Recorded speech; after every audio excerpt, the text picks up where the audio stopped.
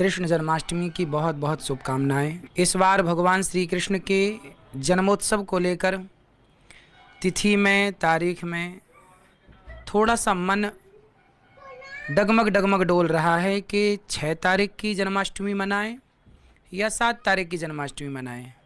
तो मैं आपको कन्फर्म करा दूं कि 7 तारीख की ही भगवान श्री कृष्ण की जन्माष्टमी है। भगवान श्री कृष्ण का प्राकट्य अष्टमी को हुआ और अष्टमी तिथि इस बार श्रीधाम वृंदावन में, बिहारी जी में, यहाँ के तमाम संतजन 7 सितंबर 2023 को ही कृष्ण जन्माष्टमी मना रहे हैं। इस दिन आप सब व्रत रख करके भगवान श्री कृष्ण की आराधना कीजिएगा। भगवान से प्रार्थना कीजिए कि हे प्रभु हमें सद्बुद्धि दें और भगवान का अवतार इस धरती पर केवल धर्म की रक्षा करने के लिए होता है। जब जब धर्म की हानि होती है, परित्राणाय साधूनां विनाशाय च दुष्कृतां धर्म संस्थापनार्थाय संभवामि युगे युगे। जब जब हो ये धर्म की हानि, बाढ़हि असुर अधम अभिमानी, तब तब धरि प्रभु विविध शरीरा।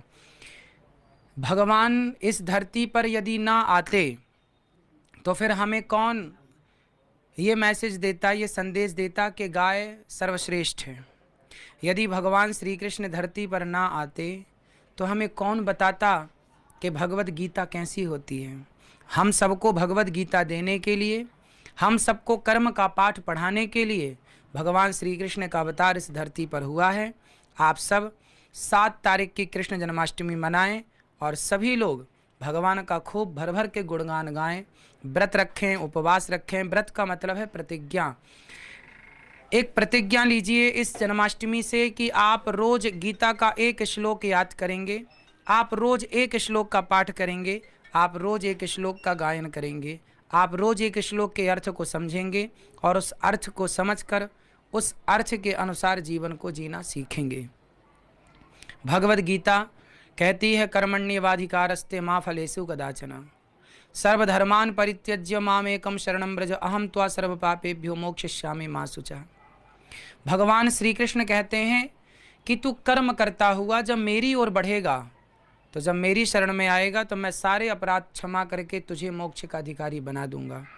कर्म भूला हुआ प्राणी सदा भटकता है, इसलिए भगवान को आना पड़ा और व्यक्ति को अपने अपने कर्म से परिचित कराना पड़ा कि आपका कर्म क्या है। और गीता का उपदेश हमें बहुत कुछ सिखाता है। इसलिए इस जन्माष्टमी को सुबह जल्दी जागकर भगवान का अभिषेक कीजिए, पूजा कीजिए, दुग्ध से, जल से अभिषेक कीजिए, खूब प्रेम से भगवान की स्तुति कीजिए, भगवान के स्मरण में इतना खो जाइए, भगवान के चिंतन कीर्तन में इतना डूब जाइए कि पता ही ना चले कि दिन कब बीत गया, कब रात्रि के 12 बज गए। रात्रि के 12 बजते ही थाल में आरती सजा करके भगवान की खूब आरती उतारिए और प्रेम से गाइए श्री कृष्ण गोविंद हरे मुरारी, हे नाथ नारायण वासुदेव। खूब कीर्तन कीजिए, केवल कीर्तन कीजिए, आरती उतारिए, भोग लगाइए भगवान जी को।